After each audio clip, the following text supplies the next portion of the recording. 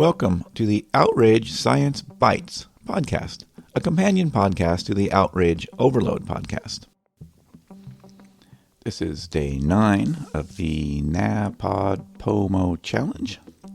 That's National Podcast Post Month challenge. That's a 30-day challenge to post an episode every day in the month of November.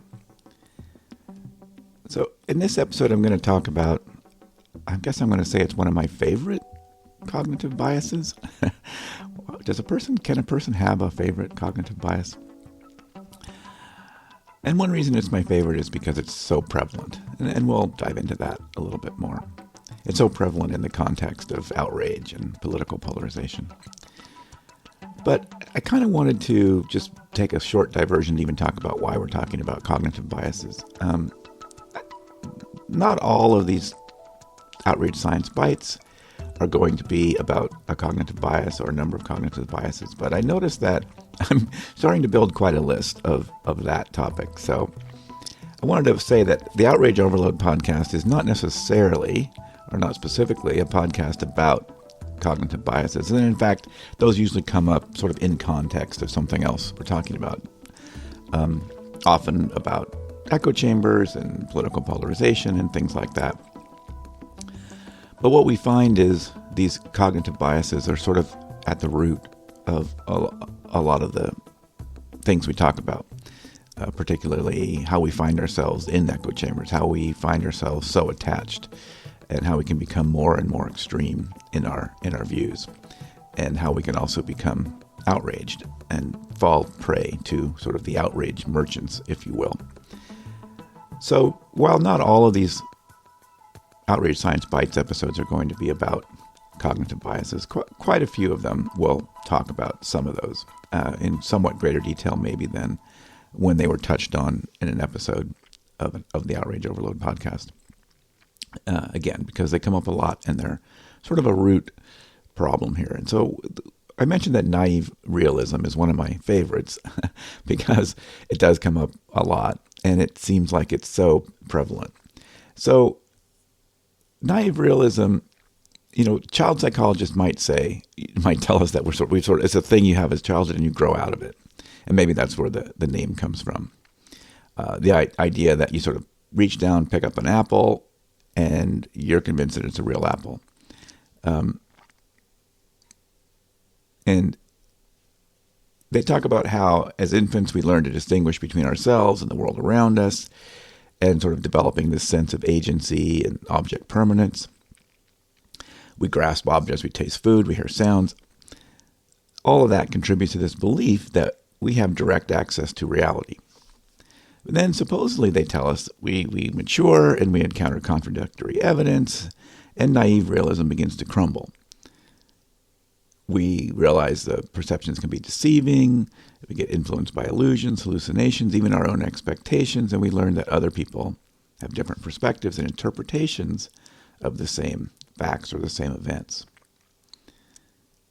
But, the reality is, of course, naive realism persists because it sort of simplifies life. It gives us an understanding of the world. It keeps things simple. And sometimes it's useful, so we can use it. A lot of these evolutionary habits are things that are there for a reason. Like they help us make quick decisions without questioning things. But the downside of that is it can lead to conflicts and prejudice and this false sort of conviction. It can lead to sort of a false certainty. And again, we talk about all this in the context of outrage and things like political polarization. So a way that it plays into that, and we'll talk about many ways that it plays into that, but one way is this idea of a false consensus effect.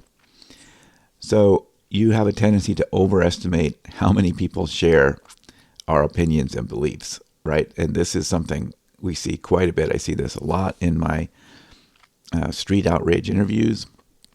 And of course, we see it in Facebook and other social media posts or groups and contexts like that. We see it in political speech. And it's a reluctance to consider those alternative viewpoints. And I guess another sort of spin on that same thing is kind of the egocentrism. So we have this belief that our own perspective is the most accurate and everybody else is mistaken. And that can obviously make it difficult to communicate and collaborate. And in this political context that we're talking about, this translates into that conviction that our own political views, are the objective truth. And anybody that holds opposing views, they're either misguided, misinformed, or they're simply wrong. And then this builds in, our social media bubbles and echo chambers, where we're primarily exposed to folks that have that align with those beliefs that we have. So now we start to have this misperception that there's a huge consensus of people and everybody else thinks like me too. And so that lack of exposure to diverse perspectives can help, make that belief even more concrete and sort of give us this idea that it's inherently correct.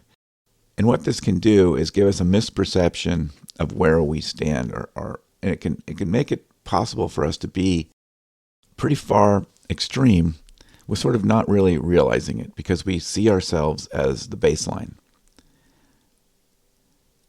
And we see everybody else as having sort of the wrong perspective on things and have come to the wrong conclusions. And those just get built up more and more with the filter bubbles and echo chambers. And that makes us even more entrenched in our own beliefs.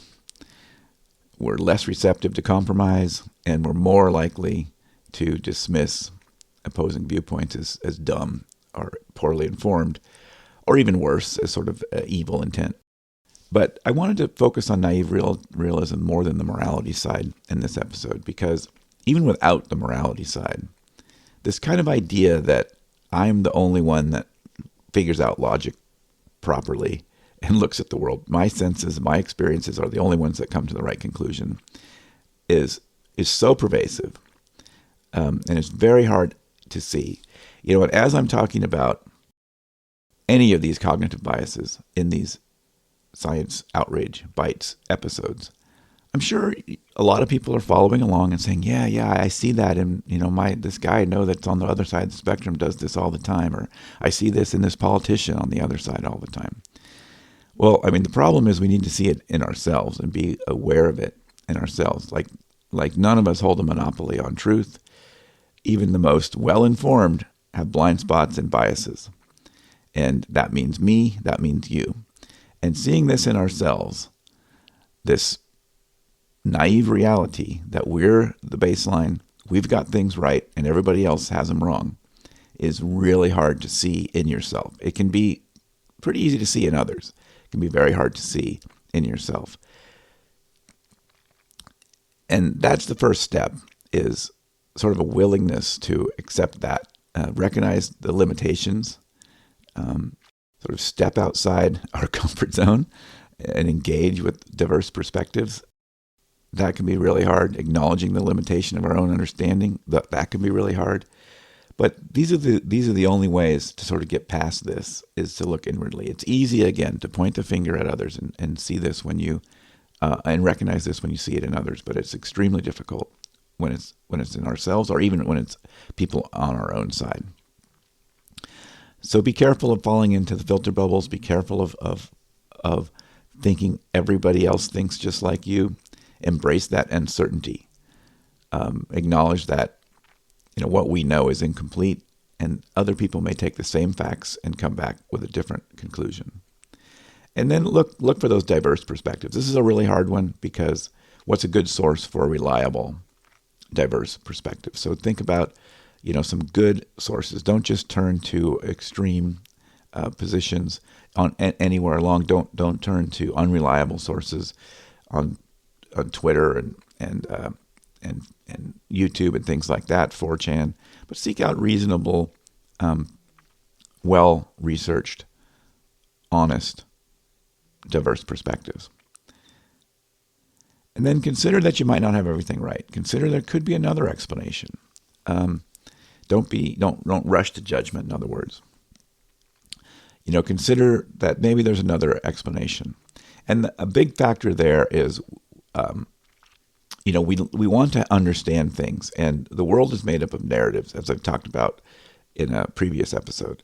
And it's easy to build a narrative to support your view. But sometimes you need to say, well, is that the only explanation? Is that the only reason this could happen? Maybe there's some other way we got here. Maybe there's another way this could get here. And then try to be mindful of your biases. This can be really hard, but try not to let those biases be the deciding factor, and be mindful that you have biases, and think of some ways. How could I maybe counteract some of those biases? And again, we've talked before about critical thinking and how that can be used. And again, so many people use this term. Well, often it's used to mean sort of just be a contrarian. Just don't trust anything. Just deny everything. Say everybody must be wrong. That's not at all what critical thinking means. Sure, you question the assumptions and you evaluate evidence and you draw logical conclusions. The problem with those things is everybody thinks that's what they're doing. So be very critical of yourself when you're looking at this. I say I'm critical thinking, but what I'm really doing is sort of confirmation bias or selective exposure. I could be actively participating in cognitive biases and tell myself I'm doing critical thinking. So you have to almost have like a checklist on yourself of, am I doing critical thinking? What is this evidence? What's the backing for it? Where did it come from? Who is, what's the consensus around this? Am I really using logic, or am I just creating a narrative? Are the facts I'm using accurate?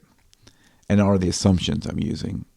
And what assumptions am I using? Often we don't even realize we're making assumptions. So critical thinking is a lot harder than anybody thinks it is. So I'll wrap up with that. This episode was a little longer than some of the others. One of my favorite cognitive biases, naive realism, comes up all the time. We think we're the ones who have the answers, and we're certain of it.